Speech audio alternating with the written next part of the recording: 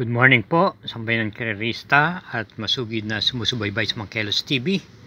Ngayon po ay ang unang araw ng linggo sa buwan ng March 2, 2025.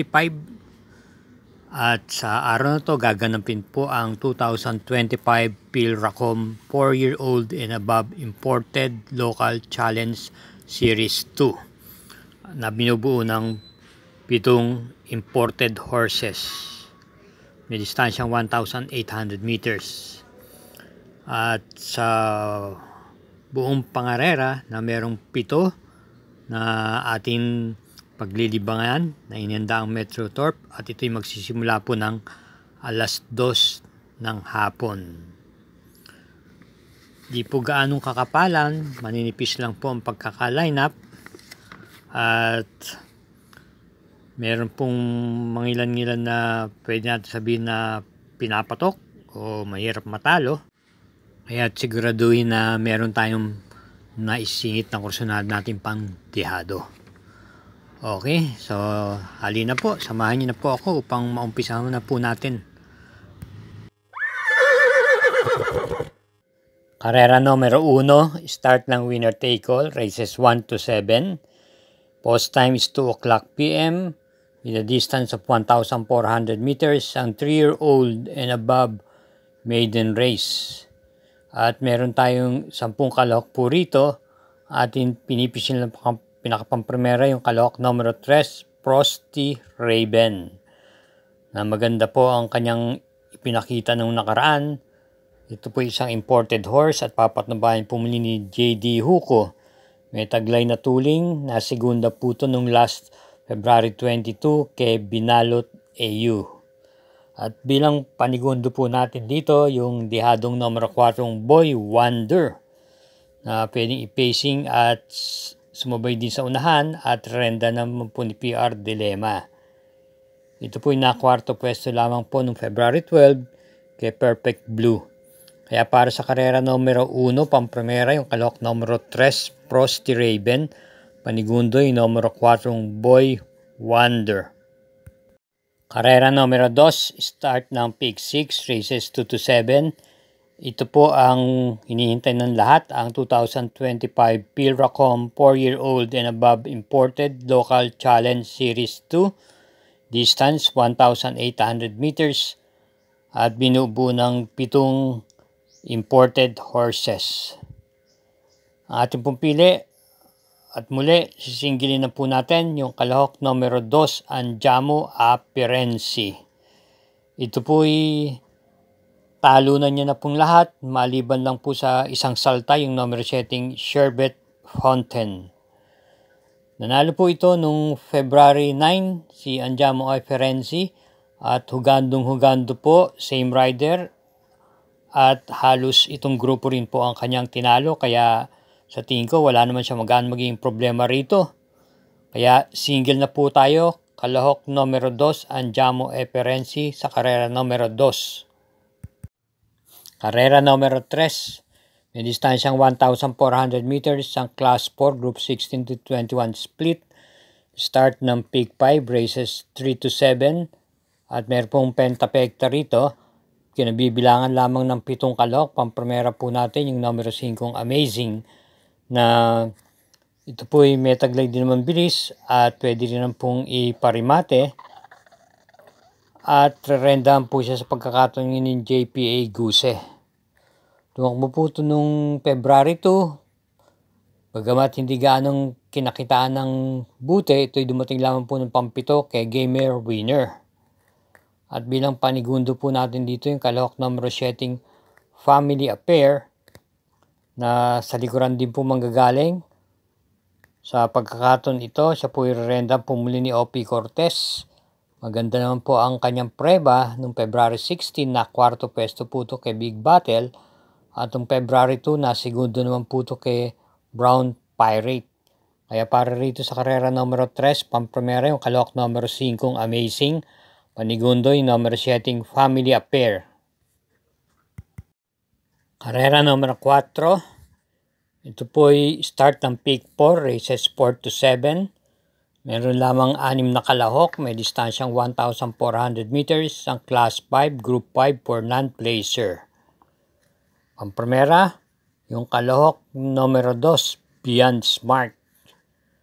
Ito po'y may taglay na tuling, sa kanyang mga nagdaang takbo at muling rendan po ni JC De La Cruz. Huwag lang po siya mabubulabog sa unahan at malamang makatapos, wala naman ako masyadong makitang matuling-tuling din na pwedeng bumulabog sa kanya, kundi yung numero 6 na Kindra. Gayunpaman, siya po ang ating pampremera rito. Panigundo po natin dito yung kalahok numero 1 Baling Rikit na pwede pong ipacing at iparimate. Papatnubayan po muli ni JC Guerra yung nakaraan 2 huling takbo niya.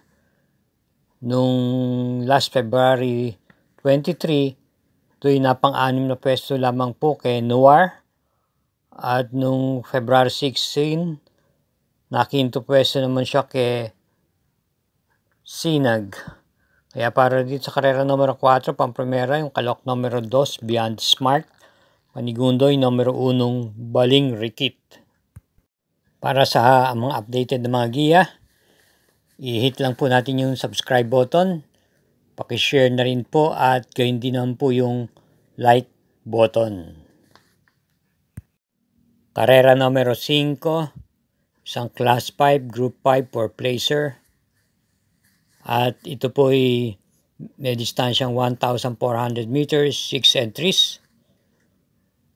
Ang ating pong pili, pampremera, yung numero 5, Street Queen, na may pacing po at may remate at muling rendan po ni RC Baldonido. Lumakbo po ito nung last year, nung December 29, kung saan ito po dumating po ng 4th pwesto kay Gaybel. Same rider pa rin po. Bilang panigunda naman natin dito, yung derimating number 6, Queensland, na nagiging talking horse na po kay PR Dilemma. At siya po ang madalas makapagpanalo rito. Ito po isa tayong derimate. Nung nakaraan February 15, tumakbo po ito at napang-6 na pwesto lamang po kay Color Blast. At meron po siyang magandang takbo nung January 11 kung saan nasigunda naman po siya kay Destiny. Kaya para rito sa karera numero 5, pampremera, numero 5, Street Queen. Panigunda yung numero 6, Queensland. Karera numero 6, penultimate race. May distansyang 1,400 meters, isang Class 4, Group 28 to 33. At meron 6 entries, isang couple, yung numero 2. Ating pong pampremera, yung kagaling lang sa panalong numero 4 imported horse, Chuligan. Ito po ay muling papatnubayan ni CPN Son at nakapagtala po ito ng impresibong panalo noong last February 14 kung saan nanalo po ito sa isang 3-year-old and up maiden race at nanalo po ito ng hugando at nagtala po ng tiyempong 1:26 sa distansyang 1,400 meters.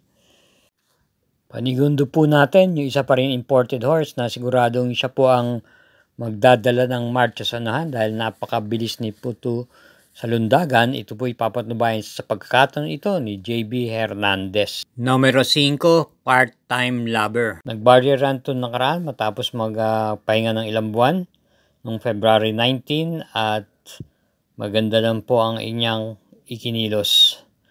Kaya para rito sa karera numero 6, pampremera, yung kalahok numero 4, Chuligan. Panigundo, yung numero 5, Part-Time Lover.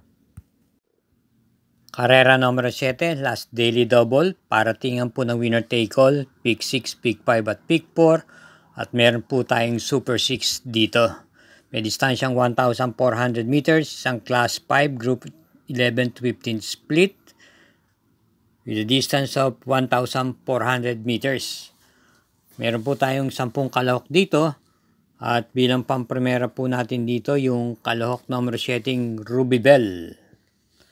Ito po yung muling rendan po ni CB Garganta. May tooling po at naipipacing.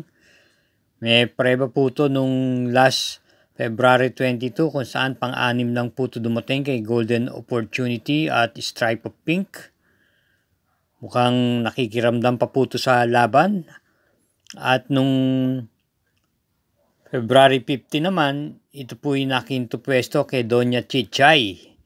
Meron po itong magandang itinakbo nung last year pa po, nung June 28, 2024, kung saan na segundo po ito kay Runway 10 sa isang mabigat na laban. Bilang panigunda po natin dito yung number 4 Namayan na matagal na pong nagbabalik pista at nagbabatak. Ito po yung dating stakes campaigner at itong pinakahuli ay pang-walo lang siya dumating noong February 15 kay Doña Chichay. Same rider, AR Villegas. May tooling po ito at naipipacing din po. Bilang panersera po natin yung number 5 Potential na sa likuran po ng gagaling. Ito po yung nasigundo pwesto naman nung last February 22 kay Batang Kangkalu, same rider, JC De La Cruz. At parati pong natitimbang nitong mga nakaraan huling laban niya. Kaya para rito sa karera numero 7, pamprimera numero 7, Ruby Bell, panigundo numero 4, Namayan, at panersera numero 5, Potential. Ayos na naman po mga katrokis. Dito naman po tayo nagtatapos. Again, thank you for watching at iingat po sa pag-uwi. Happy Sunday racing and good luck!